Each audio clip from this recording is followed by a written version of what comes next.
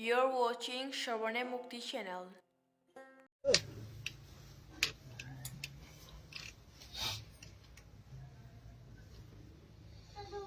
हमारे आलोच्य विषय चल रहा है पतित पावन अवतार भुवन मंगल अखिल रसामृत सिंधु श्री कृष्ण चैतन्य महाप्रभु के जीवन चरित संबंध में कुछ दिग्दर्शन उनके बाल लीला से शुरू करके अंत तक जहाँ तक हमारे अनुप्रवेश है तदनुरूप हम वर्णन करने के लिए प्रयत्न करेंगे।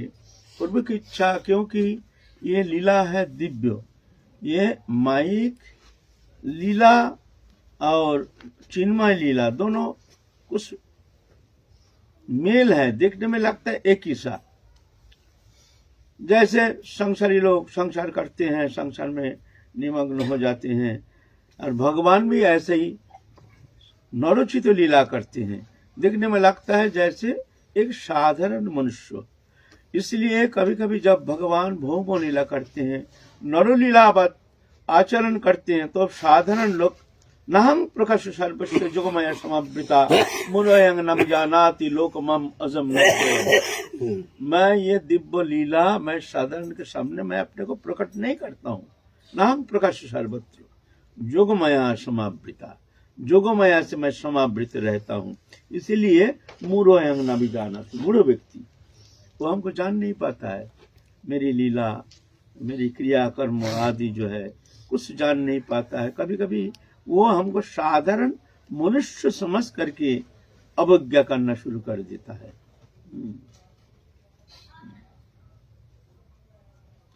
तो ये एकमात्र भगवत कृपा से ही अनुभव किया जा सकता है। देखने में है नर लीलावत, मनुष्य लीलावत, लेकिन मनुष्य जैसे है नहीं। वो चिन्मय है, वो दिव्य है, वो मायातीत है, गुणातीत है, इंद्रियातीत है, लोकातीत है, अगम्य है। वो अनुभव साध्य कृपा साध्य, अनुभव वेद्य कृपा साध्य, अनुभव से जाना जा सकता है, और वो भगवत कृपा से ही वो अनुभव हो सकता है, नहीं तो साधन चेष्टा के द्वारा जाना नहीं जा सकता है भगवत लीला। अजय विषण अव्ययात्मा भूतनाम ईश्वर विषण प्रकृति समधिष्ठय संभवामि आत्म माया। मेरा जन्म नहीं, मैं अजन्मा हूँ, मैं अजोनि संभूता हूँ।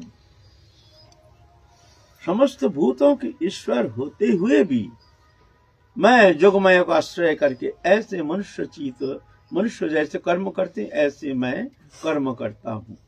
जन्म लीला जन्म कर्म च में दिव्यम जो व्यक्ति तत्तो तत्सद्यं पुनर्जन्म नहीं अर्जुन। जन्म कर्म में मेरी जो लीला है दिव्य है, ये भक्त लोग जान जाते हैं। और भक्तों वो कृपा बिना उनका आस्वादन होना भी संभव नहीं है। वो लीला आस्वादन करना साधारण के लिए असंभव है। देखते हैं महाप्रभु को, लेकिन एक जन देख करके एकदम गदगद चित्त हो जाते, अश्रुकंप पुलक श्वेत वैवर्ण अष्ट सात्विक विकार से विकारित हो रहे हैं, वही भगवान को देख करके, और एक जन उनको देख रहे हैं, उनका कोई फर्क नहीं। तो ये कैसे संभव? ये कृपा से ही।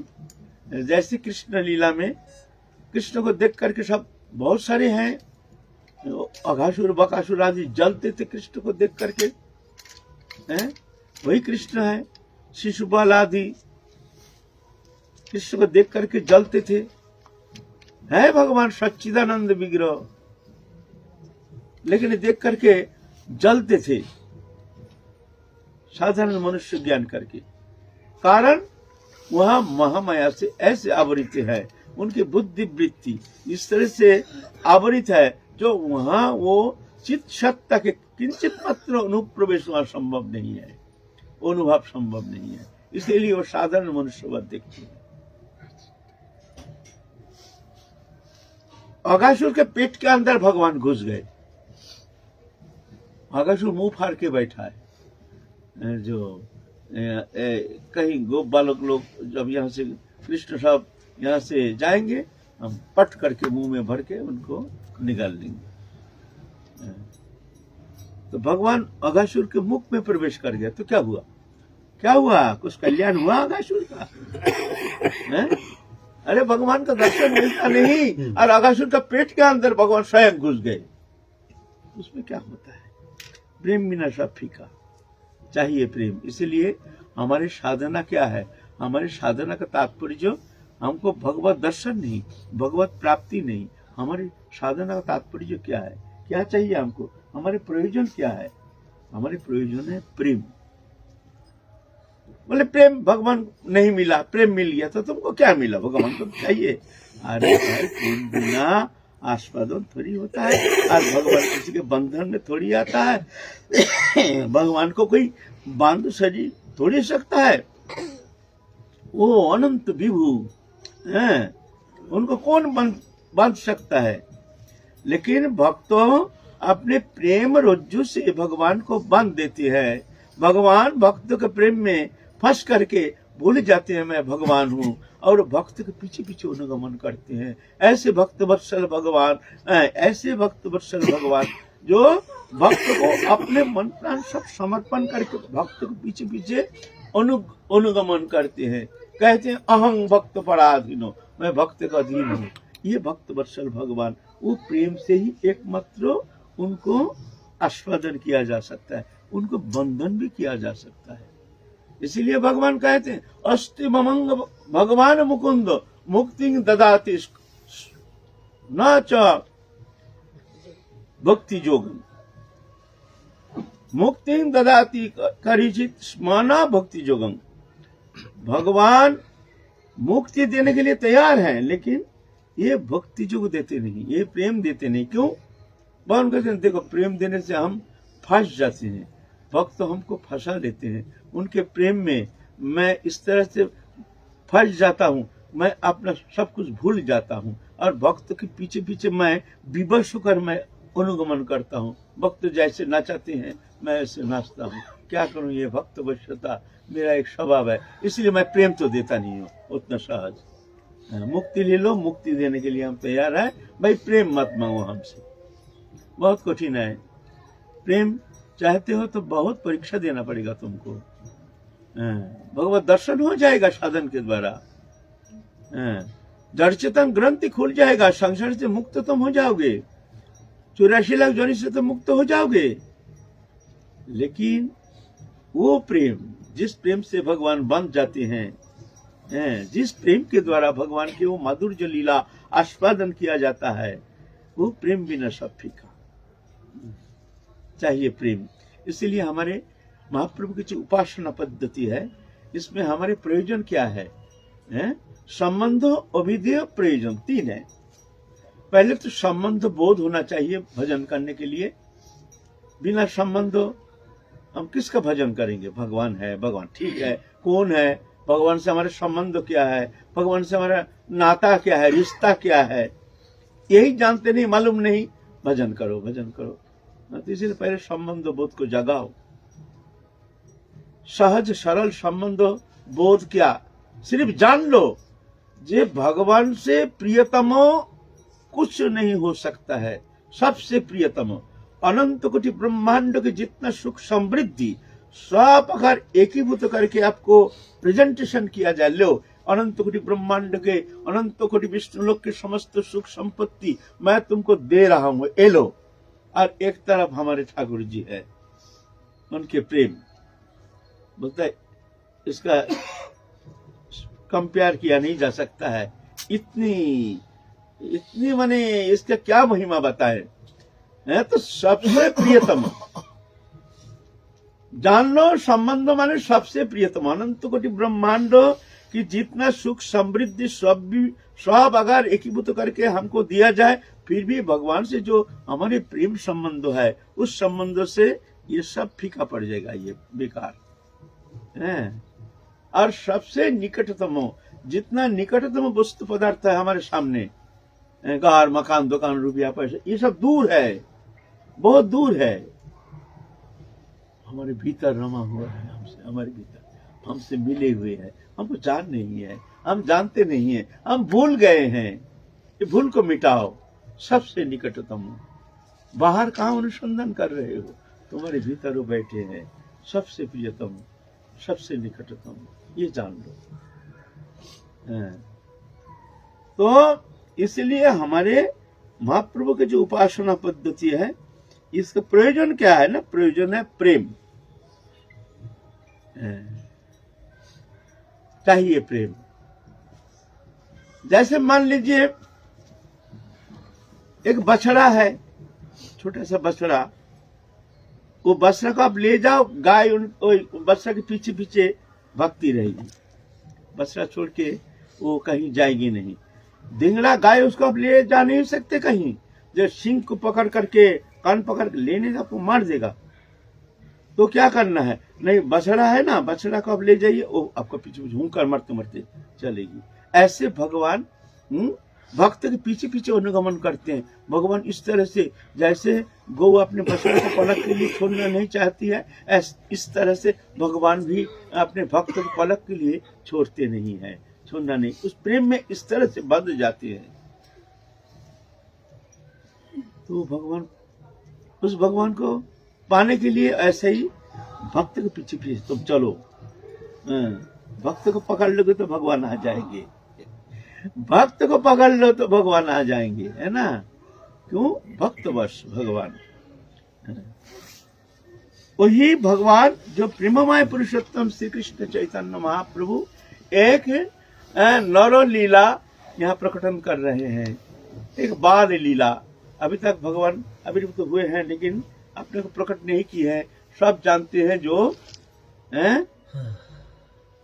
जगन्नाथ मिश्र के पुत्र जो निमाई पंडित, अद्भुत सुंदर देखने में है, अद्भुत उनकी विद्वत्ता, अल्प उम्र में ही एक बार सुन लेते हैं तो सब कंठस्थ हो जाता है। जो शिक्षा देते हैं टीचर, वो भी घबरा जाते हैं, इसको क्या सिखाऊं। सब सीख लेते हैं, सीख करके गुरुजी को ऐसे प्रश्न कर बैठते हैं जो गुरुजी को उत्तर देना मुश्किल पड़ जाता है। ऐसे तो हम लोग उनके बाल लीला संबंध में आलोचना करते आ रहे हैं। दो भाई थे, विश्वरूप संसार को अनित्य जान करके, दुखमय जान करके, विद्या का फल क्या है? विद्या का फल है भगवत चरण में प्रीति। सा विद्या तन्मति रही है। विद्या उसको कहते हैं जो विद्या भगवत चरण में मति उत्पन्न होती है, उसको कहते हैं विद्या, और सब विद्या है। तो विद्या का फल है भगवत चरण में प्रीति। तो जान गए हैं, जान करके अल्प उम्र में 16-17 साल उम्र में संसार छोड़ के चले गए। बहुत दुखी हो गए जगन्नाथ मिश्र। तो अब जा करके निमाई उस समय छोटा था, 7-8 साल का था। पिता को बहुत समझाए, मैया को समझाए, माँ तुम लोग दुखी मत हो, माँ हम है ना, हम तुमको कभी कष्ट नहीं देंगे, तुमको दुखी होने नहीं देंगे, माँ मत रो मैया मत रो। इस तरह से बहुत सांत्वना प्रदान किए हैं। तब से भैया संन्यास लेके चले जाने का बाद, विश्वरूप संन्यास लेके चले जाने का बाद, निमाई पंडित एकदम शांत हो गए। एकदम कहाँ उसकी चंचलता, सब भूल गए। विद्याभ्यास और पिता माता की गोदी में बैठ करके पिता माता को अशेष विशेष शांति प्रदान करते हैं। है तो सच्चिदानंद घन तनु, उसके ऊपर पिता माता की गोदी में बैठ करके जब मीठी मीठी बोली बोलते हैं तो दुनिया सब भूल जाते हैं। न जाने कौन अतीन्द्रिय जगत में डूब जाते हैं जगन्नाथ मिश्र। आहा, ऐसे पुत्र हमारे। मन में भय हो गया, ये भी अगर विद्याभ्यास करते करते फिर जान लेगा जो संसार अनित्य है, एक मतलब भगवत चरण में भक्ति सार है, विद्या का फल है भगवत चरण में भक्ति, ये भी संसार छोड़ के चला जाएगा। तो क्या किया जाए? इतना अधिक पुत्र स्नेह। बोले सच्ची माता से आलोचना किया है कि ऐसा करो, बेटा का पढ़ाई छुड़ा दो, घर में रहे, नहीं तो ये जान जाएगा, पढ़ करके ये भी जान जाएगा तो संसार अनित्य है, भगवत चरण ही एकमात्र सार है, भगवत भजन ही जीवन का एकमात्र सार है। ऐसे जान करके ये भी संन्यास लेकर संसार छोड़ के चला जाएगा। इसीलिए सुनो निमाई के माँ, मैं कह रहा हूँ इसको छुड़ा दो, इसको स्कूल जाने का कोई जरूरत नहीं। हमारे जो पैसा है, जो भी हम जैसे भी टूटी फूटी जैसे भी पूजा पाठ करके जो भी पैसा है वो इसके द्वारा संसार गुजारा हो जाएगा। एक ही मात्र बेटा, तुम चिंता मत करो। ये पति बता क्या करेंगे, जो पतिदेव कह रहे पतिव्रता रमन छुड़ा दिए, संग उनके स्कूल जाना छुड़ा दिए। निमाई पंडित दुखी हो गया, दुखी होकर के बड़ा उद्दंडी हो गया, इतना उद्दंडी हो गया, बहुत दुखी भी हो गया। जब पिता माता ने हमारी पढ़ाई लिखाई छुड़ा दिया, हमारा जीवन तो बेकार हो गया।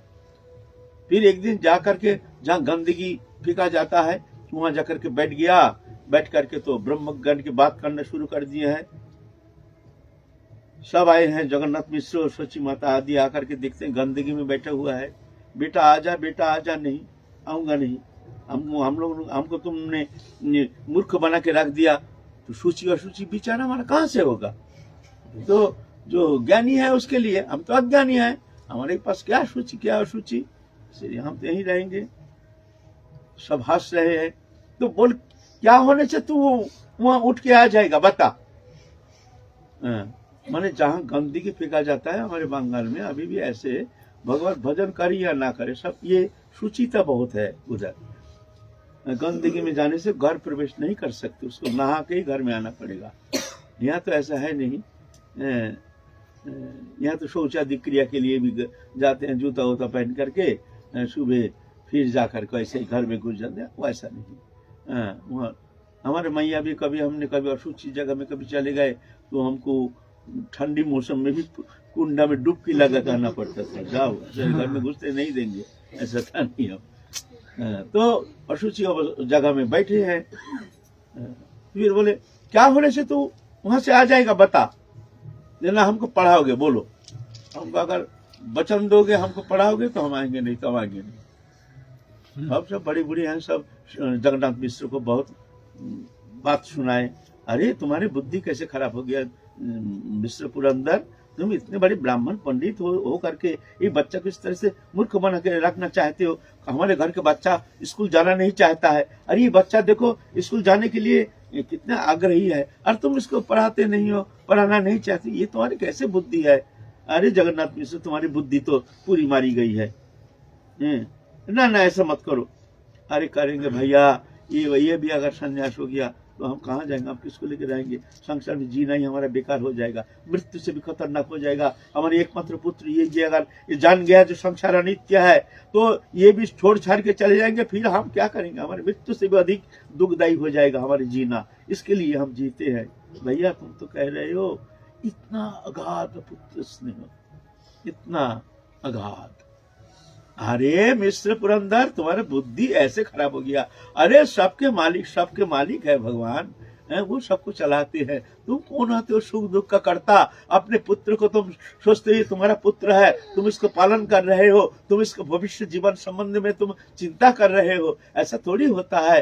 देखो बहुत लोग एक ही घर में 4 पुत्र है, 4 कन्या है,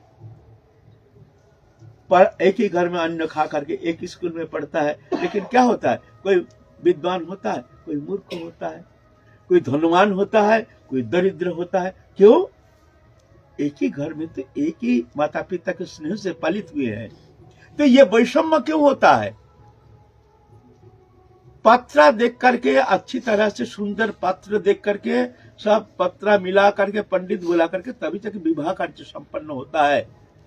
दहेज भी देते हो। तो ऐसे वैषम्य को, एक जन सुखी है, एक जन दुखी होके ससुराल से ताड़ित होकर के आ जाते हैं माता पिता के पास। हमारे लिए वहां कोई जगह नहीं है, माँ हमको जाने मत दो, मर जाएंगे वो भी अच्छा है, फिर भी मैं ससुराल नहीं जाऊं। क्यों? अगर तुम करता हो, क्या तुमने पत्रा देख के वो बेटी की शादी नहीं दिए, तुमने दहेज नहीं दिए? एक जन तो सुखी होकर के कितने सुंदर जीवन बिता रही है, और एक जन दुखी होकर के आ गए। कैसे आ गए? तुम करता नहीं हो, होगा वही जो राम रच राखा। एक ही घर में 4 पुत्र है, एक जन विद्वान और एक जन मूर्ख, एक जन धनवान एक जन दरिद्र। ऐसा क्यों वैषम्य क्यों? तुम करता नहीं हो। ए मिश्र पुरंदर सुनो, तुम्हारे अभिमान छोड़ो, तुम करता नहीं हो, होगा वही जो राम रच राखा। इसलिए तुम कर्म करो, लेकिन कर्म की फलाकांक्षा मत करो, भगवान के ऊपर छोड़ दो, होगा वही जो राम रच राखा। पुत्र को विद्वान बनाओ, पढ़ना लिखना चाहते हैं उसको भेजो ना विद्यालय में, इतना आग्रही है पुत्र तुम्हारा, कितना सुंदर है। तो जगन्नाथ मिश्र ठीक है, पुत्र को तो फिर ठीक है, कल से तो पढ़ने जाना।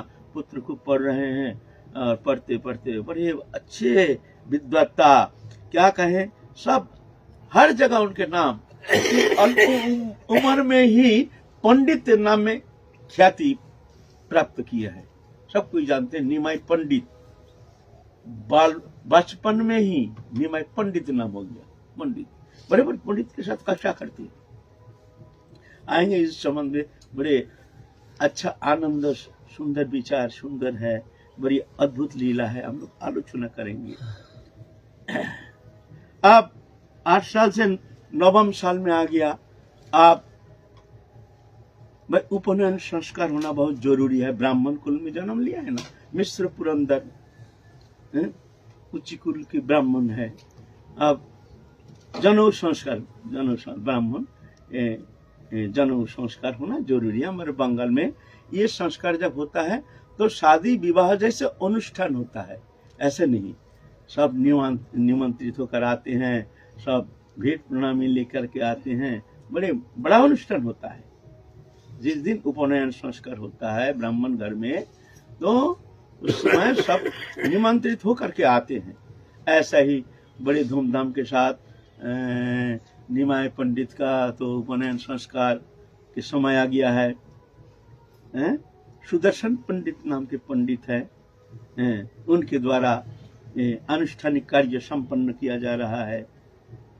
सब आए हैं दूर दूर से, अद्वैत गृहिणी सीता ठाकुरानी, अद्वैताचार्य आदि सब आए हैं, और सब श्रीवास पंडित आदि जो आए हैं, महाप्रभु के पार्षद सब आए हैं। बड़े आनंद में निमग्न है। महाप्रभु का मस्तक मुंडन किया गया है, मुंडित मस्तक इतना सुंदर दिखने में लग रहा है, सबको एकदम बिल्कुल विभावित हो गए। ऐसे तो है भगवान।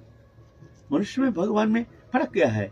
मनुष्य शरीर भगवान जब नरोत्तम धारण करके आते हैं तो फर्क क्या है? नहीं, उनमें कुछ विशेष गुण होता है। उनको देखते ही तुम्हारे भीतर एक शांति, तुम्हारे भीतर एक आनंद, तुम्हारे भीतर एक अद्भुत एक प्रियता ऐसे अनुभव होगा, जो साधारण मनुष्य से ऐसा होना संभव नहीं है। उनके स्पर्श से ही एक दिव्य आनंद तुमको छठा प्राप्त होगा, जो ईश्वर तो अनुभूति है ऐसे। तो ऐसे ही जब मस्तक मुंडित मस्तक करके जब आए हैं, सब देख करके इतना सुंदर आखंड नेत्र, बड़ी सुंदर दिखने में सुठाम शरीर, धोती पहने हुए हैं, जैसे वामन भगवान के रूप धारण किए हैं भगवान। बड़े आनंद है।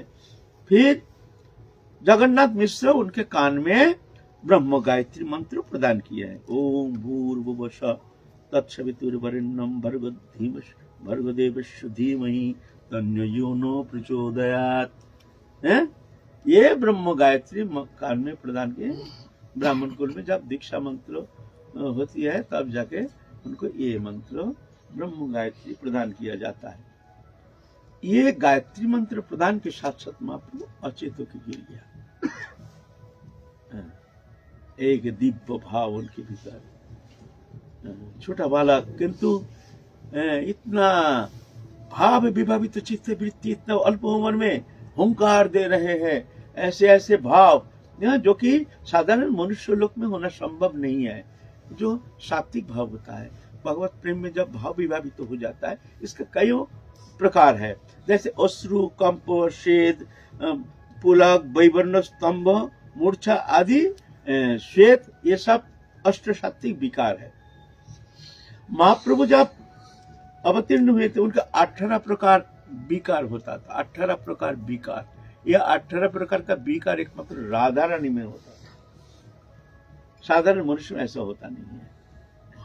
उस विकार का कुछ प्रकाश उस समय दिखा गया महाप्रभु में। सब कोई देख करके चकित हो गए, ये बालक में ऐसी इतनी सुंदर भाव विभावित हो चित्त वृत्ति, ये तो अद्भुत है।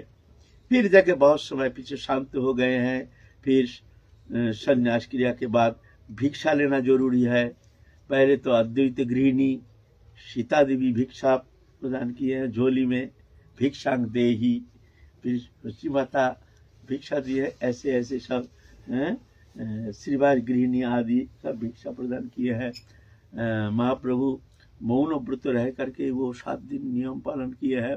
फिर बड़ा भंडारा में भी उनका पैसा तो उतना है नहीं, अरे उनका तो कमाई तो है नहीं, जो दान दक्षिणा ब्राह्मण है ना, तत्समय जो ब्राह्मण थे उन लोग अपना ही ब्राह्मणोचित क्रियाकर्म करते थे। अभी जैसे ब्राह्मण क्षत्रिय कुछ है नहीं, जो जैसे कर्म मिल जाते वो ऐसे ही कर्म करता है। जीविका निर्वाह के लिए उसको कुछ न कुछ करना पड़ता है। आप चाहे हम ब्राह्मणोचित कर्म करेंगे तो वो ऐसा थोड़ी संभव। पहले तो पूजा पाठ ये सब सामाजिक जो भी हमारे पहले समाज जीवन में जो था वो सब तो धीरे धीरे लुप्त हो गया, क्रियाकर्म आदि। पहले तो ब्राह्मण अपने ब्राह्मणोचित कर्म करते ही नहीं है, और अभी धीरे धीरे वो जो उपवीत धारण करना, उपनयन संस्कार, ये भी धीरे धीरे लुप्त हो गया, अब खत्म हो गया। अब नाम मात्र एक ब्राह्मण है, लेकिन ब्राह्मणों से क्या है, घमंड पूरा है, हम ब्राह्मण है। घमंड तो पूरा रखते हैं, हम ब्राह्मण है। सब नहीं, कोई कोई अच्छे ब्राह्मण भी है, सज्जन ऐसे आचरणशील ब्राह्मण भी है। तो अभी तो धीरे धीरे समाज जीवन में बहुत परिवर्तन आ गया है। अभी जो चतुर्वर्णोचित जो कर्म, वो कर्म तो अभी है नहीं, अभी मिश्रित हो गया है। अब नीच जाति में भी देखा जाता है अच्छा संस्कार संपन्न, वो भी अच्छा कर्म करते हैं, और उच्च कुल में भी बहुत देखा जाता है निस प्रवृत्ति संपन्न, ऐसे संस्कार संपन्न भी देखने में आता है ना। तो अभी वर्णाश्रम तो अभी नाम मात्र कुछ है ही नहीं, और होना भी नहीं चाहिए। जब आचरण नहीं तो वर्णाश्रम का ये रहना ही उचित नहीं। अब तो ऐसे उचित है सब हम लोग एक जाति है, एक है, हम मानव जाति हैं। जातिवाद जो है ये एक विघातक है समाज जीवन के लिए, जाति के लिए, देश के लिए, राष्ट्र के लिए, ये बड़ा विघातक है। लेकिन हमारे दुर्भाग्य है, हमारे कुछ नेतृस्थानीय कुछ है, उन लोग इसको बढ़ावा दे रहे हैं, उनके वोट बैंक बनाने के लिए भेद पैदा करके, आपस में लड़ा करके हमारे सनातन धर्म को धीरे धीरे दुर्बल करना चाहते हैं। ये उनके ऐसे बुद्धि वृत्ति हो गया है। लेकिन हमको इस विषय में थोड़ा सा सचेत होना बहुत जरूरी है। उनके वो विचारधारा में पढ़ना नहीं चाहिए। अनुसूचित जाति, जनजाति, वो जाति, वो तो लिए हलवा, क्या क्या क्या क्या वो लोग विभाजन कर रहे हैं। देखो पहले तो ऐसा था ही नहीं है? क्या क्या ये तरीका अपना रहे हैं, हमारे समाज जीवन को दूषित कर रहे हैं। चलने दो, जाने दो, वो चैप्टर नहीं है। चैप्टर है हमारा जो पहले ब्राह्मण जो थे वो लोग ब्राह्मणोचित क्रियाकर्म करते थे, पूजा पाठ आदि ब्राह्मण क्रिया। हमारे जो चतुर्वर्ण ये सृष्टि किए भगवान, वर्ण माने गुण कर्म अनुसार, चतुर्वर्ण माया सृष्टि गुण कर्म विभाग। भगवान गीता में कहते हैं 4 वर्ण हमने सृष्टि किया है गुण और कर्म के विभाग अनुसार, जन्म से नहीं।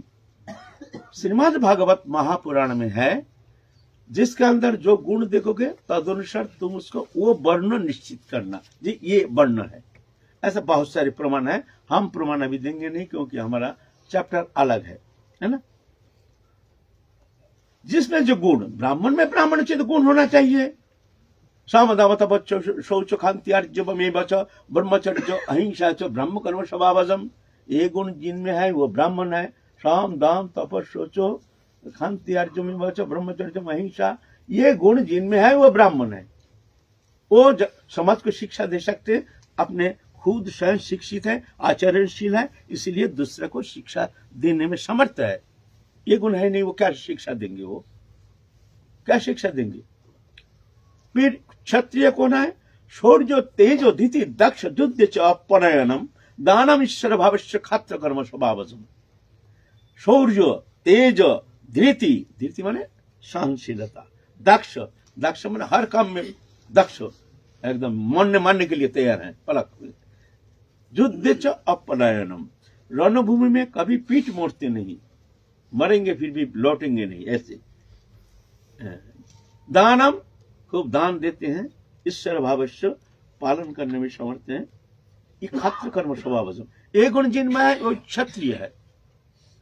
कृषि गोरक्षा वाणिज्यम च वैश्य कर्म स्वभावजम, कृषि कर्म, गोरक्षा और वाणिज्य, बिजनेस आदि, इसमें जो निपुण है वो वैश्य है।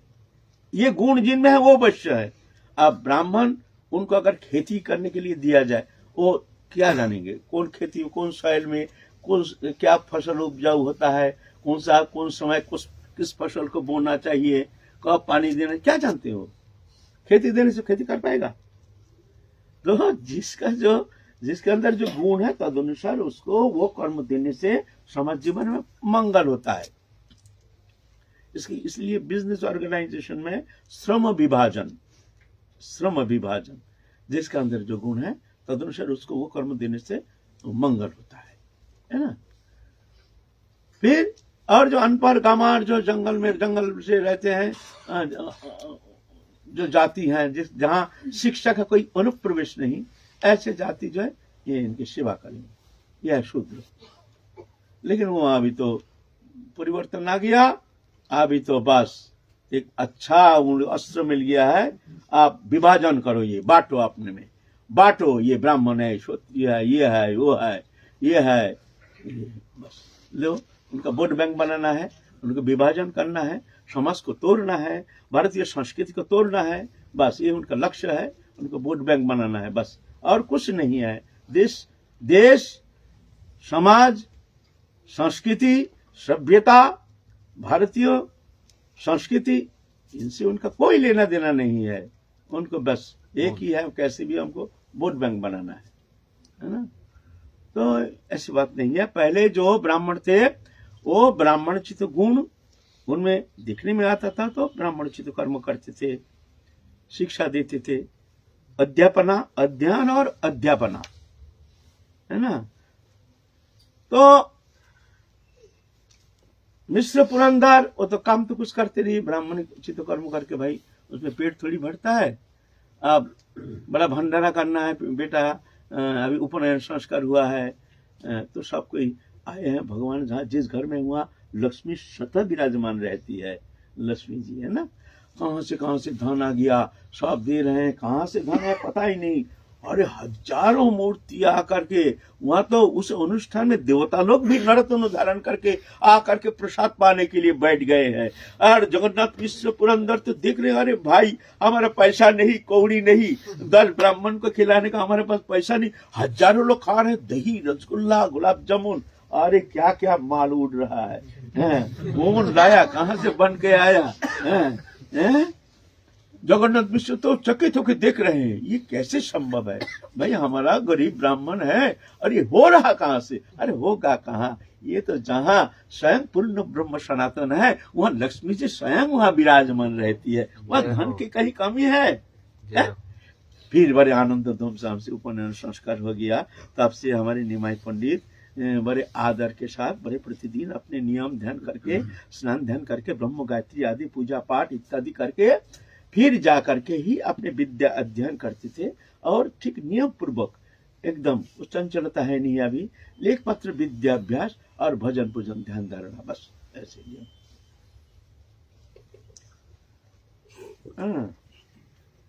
इस तरह से बड़े आनंद के साथ पुत्र के मुख दर्शन करके जगन्नाथ मिश्र बड़े प्रसन्न तृप्त हैं। सोची माता भी भूल गए हैं, जो एक पुत्र चले गए हैं, अब पुत्र के मुख दर्शन करके ही तृप्त हैं। जिसके घर में स्वयं पूर्ण ब्रह्म सनातन अखंड अखिल रसामृत सिंधु भगवान सच्चिदानंद घन विग्रह जहाँ विराजमान है, वहां कहाँ दुख, कहाँ वो आनंद, वहां तो अखंड आनंद सिंधु प्रभाव माना हो करके वहां विराजमान है। खूब आनंद में दिन व्यतीत कर रहे हैं, लेकिन ये आनंद सहन नहीं हुआ। ये संसार है, ये आनंद रहता नहीं है। इसलिए भगवान बार बार कहते हैं, अनित्यम सुखं लोकमिमं प्राप्य भजस्व माम। अर्जुन, ये संसार दुखमय है, अनित्य है, इसके भरोसा में नहीं रहना। दुःखेषु अनुद्विग्न मना सुखेषु विगत स्पृहा वितराग भय क्रोधा स्थित धीर मुनि रुच्यते। दुख आने से घबराना नहीं, ये संसार का नियम है। कभी सुख, कभी दुख, कभी हर्ष, कभी विषाद, कभी मान तो कभी अपमान, कभी लाभ तो कभी हानि, कभी गर्मी कभी ठंडी, ये प्रकृति के नियम है। इसलिए जो संत है, जो भजन करेंगे, वो प्रकृति के साथ वो इस तरह से तालमेल रखकर ही चलते हैं, जानते हैं अनित्य संसार है, ऐसे होता है, होगा। इसलिए दुःखेषु अनुद्विग्न मना, दुख आने से घबराते नहीं है। सुखेषु विगत स्पृहा, सुखेषु माने सुख आने से, भौतिक सुख, स्त्री पुत्र कुटुंब परिवार धन जन वित्त वैभव आदि के माध्यम से जो सुख प्राप्त होता है, वो सुख में ये कभी आदर नहीं करते, क्यों? जानते हैं भौतिक सुख ये मिथ्या है, ये रहेगा नहीं, है ना, रहेगा नहीं, इसलिए इसका आदर नहीं करते। लेकिन वहाँ जगन्नाथ मिश्र और सोची माता बड़े आनंद में डूब गए हैं, जैसे ये आनंद कभी टूटेगा नहीं, हमको जैसे सब कुछ मिल गया। लेकिन ये तो भूम लीला है भगवान की, होता है, होगा ऐसा, है ना। एक दिन जगन्नाथ मिश्र स्वप्न देख रहे हैं, निमाय पंडित बड़े हो गए हैं, सन्यास लेके चले जा रहे हैं, हजारों लोग उनके पीछे पीछे चल रहे हैं। जय सचिनंदन, जय सचिनंदन, जय गौरहरि, विष्णु प्रियार प्राण धन दिया बिहारी, जय सचिनंदन करते करते हजारों लाखों लोग उनके पीछे पीछे चल रहे हैं। और वो घुंघराली केस वो है नहीं, एक गौरिक वसंत पहने हुए हैं, सन्यास वो मूर्ति देख करके जगन्नाथ मिश्र स्वप्न में ही एकदम रोना शुरू कर दिए, स्वप्न में ही। ये क्या है, हमारे ये पुत्र भी सन्यास लेके संसार छोड़ के जा रहा है, अरे हम किसको लेकर के हम इस संसार में रहेंगे? इस पलक के लिए मुख दर्शन नहीं करने से जैसे प्राण वायु हमारे निकल गया है, इस तरह से हम अपने को विपन्न मानते हैं, जैसे हमारा सब कुछ खो गया है। वो अगर इस तरह से संन्यास लेके चला गया तो मैं कैसे जीऊंगा? यहाँ तो जीना हमारे लिए बड़ा कष्ट। स्वप्न में ही बड़े क्रंदन करके रोना शुरू किया है। सोची माता कहते ये क्या हुआ, क्या हुआ, तुम रोते क्यों हो? अरे निमाय के माँ, हमने बड़ा दुष्स्वप्न देखा है, ऐसा है, ऐसा है। हम देखते हैं निमाय भी संन्यास लेके प्रभात के काल प्रातः समय, कहते हैं प्रातः समय को जो स्वप्न दिखता है ना, वो स्वप्न सत्य होता है। हमने प्रभात काल में ऐसे स्वप्न दिखाए निमाई के माँ, निमाई तो हमको छोड़ के तो घर छोड़ के तो नहीं जाएगा, निमाई के माँ मैं कैसे रहूंगा? अब मैया सांत्वना दे रहे, तुम ऐसे वृद्धावस्था, तुम इतने ब्राह्मण हो, तुम ऐसे छोटी मोटी एक स्वप्न देख करके तुम इस तरह से सत्य मान करके तुम रो रहे हो, ऐसा थोड़ी होता है, ये स्वप्न है। स्वप्न में ना जाने मनुष्य क्या क्या दिखता है। हमारे निमाई पंडित तो कभी चिंता भी नहीं करता है, तो घर छोड़ के, हमको छोड़ के, तुमको छोड़ के, वो जगत का कोई भी किसी विषय वस्तु पदार्थ के प्रति उनका तो किंचित मात्र आसक्ति नहीं है। तुम ऐसे क्यों घबरा रहे हो? ये झूठ बात है। वो तुम्हारा बड़ा लड़का चला गया है ना, उसी का ये रूप दिखा है। तो ऐसा करके कोई रकम जगन्नाथ मिश्र को सांत्वना दिया, तुम इस तरह से मत। फिर जगन्नाथ ने सोचा हाँ ऐसे ही होगा, ये तो स्वप्न ही है, ऐसा करके। फिर एक दिन निमाई पंडित सोची माता कहते मैया तुमसे मैं एक प्रार्थना करता, तुम मान लोगे? अरे बेटा तू मांगेगा मैं तेरे को नहीं दूंगा, ये कोई बात है? ऐसा हो सकता है? क्या चाहिए बता ना मैया, तुम बोलो, वचन दो हमको। हाँ जरूर दूंगा, जरूर दूंगी, जरूर दूंगी। तू क्यों ऐसे चिंता करे, क्या बात है बता। मैया तुम एकादशी के दिन अन्न नहीं खाना, एकादशी के दिन अन्न नहीं खाना। अरे बेटा बढ़िया बात है, कोई बात है? अन्न नहीं खाने से एक दिन तेरी मनुष्य मर जाता है। अच्छा बेटा मैं वचन देती हूँ, आज से मैं एकादशी व्रत के दिन अन्न नहीं खाऊंगी। मैया को केंद्र करके हमारे महाप्रभु ने सिखा रहा है एकादशी व्रत। यही एकादशी है हमारी ऋषि परंपरा, आर्य ऋषि परंपरा, सनातन धर्म परंपरा। ये जो नहीं मानते हैं वो हमारे सनातन धर्म को नहीं मानते हैं, हमारे सनातन धर्म को अपमान करते हैं, हमारे सनातन धर्म को उपेक्षा करते हैं, हमारे ऋषि परंपरा को उपेक्षा करते हैं। एकादशी व्रत फल कमाने के लिए नहीं करते हैं, जो एकादशी करने से हमको बहुत फल मिलेगा। एकादशी से महाप्रसाद में बहुत फल है, हमको फल से कोई लेना देना नहीं है। सुन लो, जो एकादशी नहीं करते कान खोल के सुन लो। हम एकादशी क्यों करते हैं? फल के लिए नहीं। हम एकादशी करते हैं, भगवान शास्त्र में कहे हैं, एकादशी के दिन जो अन्न ग्रहण करते हैं वो हमारे छाती में वज्र प्रहार करते हैं, हमको वज्र जैसे लगता है। इसीलिए भगवान कहते हैं एकादशी के दिन अन्न नहीं खाना चाहिए। हम भगवत प्रसन्नता के लिए, भगवत वाणी के लिए, उनकी वाणी जो वो रक्षा के लिए हमने एकादशी करते हैं। ना हमारे फल से कोई लेना है, ना कुछ लेना है, हमको इससे कोई लेना देना नहीं है। और क्या, हमारे सनातन ऋषि परंपरा, आर्य ऋषि परंपरा, हम उस आर्य ऋषि परंपरा में है। उस ऋषि परंपरा का होने का कारण, आर्य परंपरा के होने के कारण हमको ये पालन करना जरूरी है, नहीं तो उनका अपमान होता है। और जो मानते नहीं है ना महाप्रसाद भक्षण, वहां तो भगवान तो वहां तो सब भोग लगता है। बढ़िया है, ठीक है, तो तुम एक काम करो, जो एकादशी नहीं करते हैं, महाप्रसाद के विशेष महिमा ज्ञापन करके, हमारे सनातन धर्म को उपेक्षा करके, सनातन ऋषियों को उपेक्षा करके, भारतीय हमारे सनातन संस्कृति को उपेक्षा करके जो उसके महिमा अधिक बताते हैं, उनके लिए मैं एक सुझाव देता हूं। सुझाव यह है, तुम एक कार्य करो, तो भोग लगाओ, प्रसाद पाओगे। तो महाप्रसाद ना, महाप्रसाद माने चावल, दाल, रसगुल्ला, गुलाब जामुन नहीं। भगवान को उस दिन फलाहारी भोग लगाओ। फलाहार, फल क्या फलाहारी है नहीं होता, इसका महिमा होता नहीं है, इसमें तुम्हारा महिमा टूट जाएगी। वो तो एकादशी के दिन ही बड़ी माँ खाने का महिमा जितना सब एकादशी में ठोस देते हैं। एकादशी में ही जितना भोग लगाओ और खाओ तब ज्यादा पुण्य होता है। क्यों भाई, थोड़ा हमारे आर्य परंपरा, आर्य ऋषि सनातन परंपरा को तुम रक्षा के लिए, तुम हमारे आर्य मर्यादा रक्षा के लिए, हमारे मुनि ऋषि संत परंपरा रक्षा के लिए, उनके सम्मान के लिए, उनकी उपेक्षा मत करो, तुम फलाहार करो, जाओ। ठीक है, तो हम नहीं कहते तुम निर्जला करो, फलाहार करो।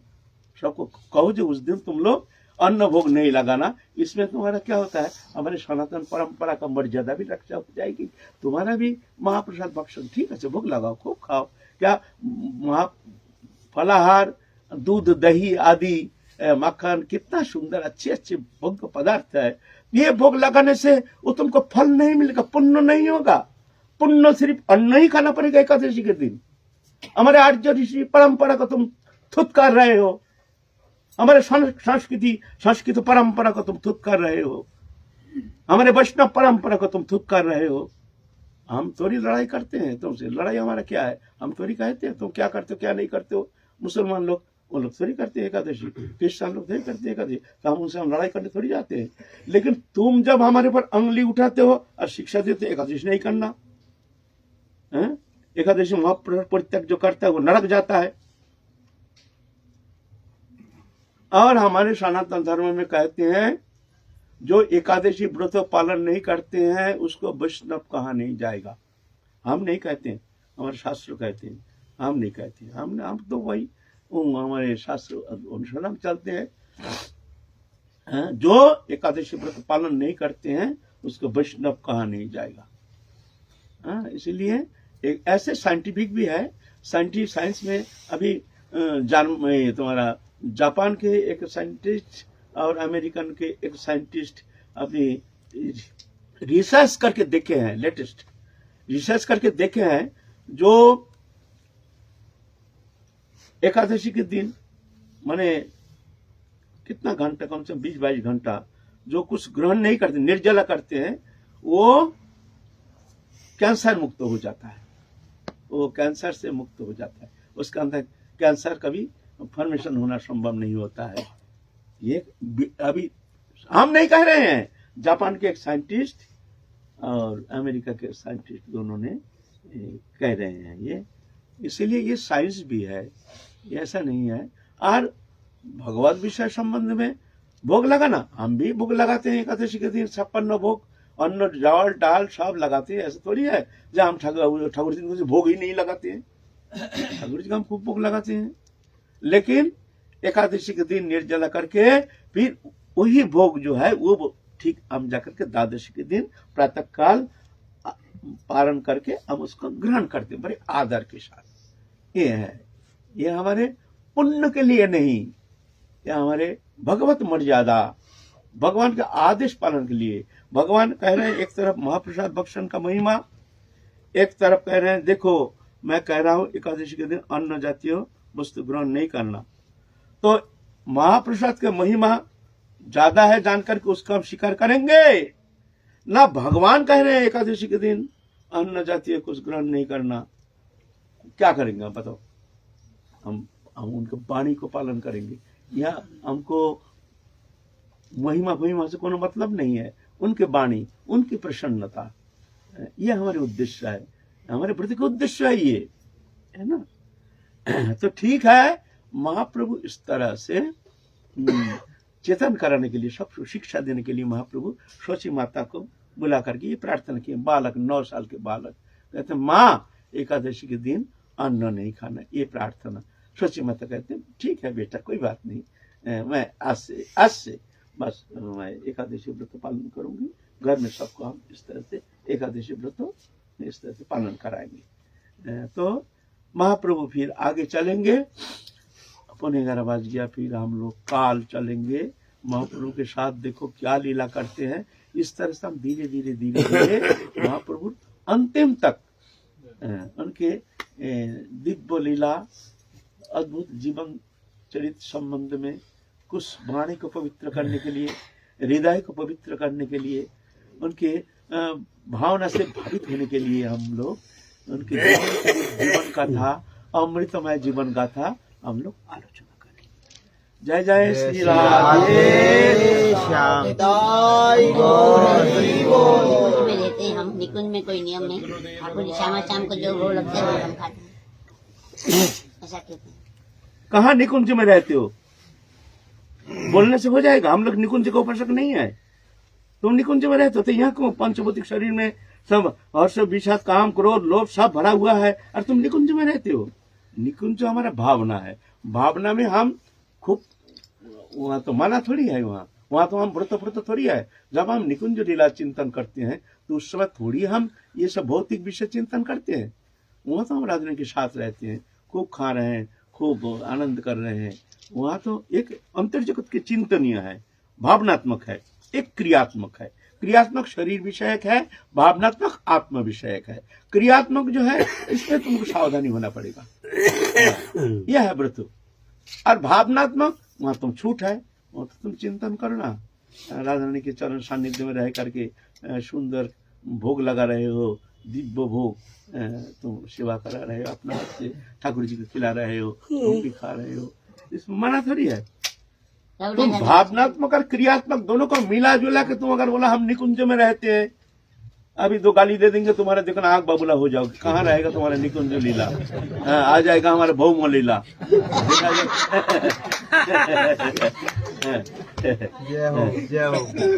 आ जाएगा हमारा भौम लीला, देखना आंख बाबूला हो जाएंगे, भौम लीला में आ जाएंगे। तो ऐसे नहीं है, एक क्रियात्मक शरीरधारी होने के कारण एक क्रियात्मक और भगवत चिंता, वहां तुम्हारी स्वाधीनता है। वहां तुम भावनात्मक खूब भोग लगाओ, एकादशी के दिन खूब आनंद करो, इसमें मना थोड़ी है। रघुनाथ दास गोस्वामी खीर का उल्टी किया, मट्ठा पी के खीर का उल्टी किया, लीला में पी गया।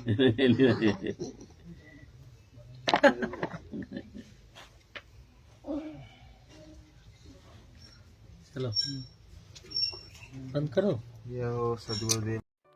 Subscribe to our YouTube channel.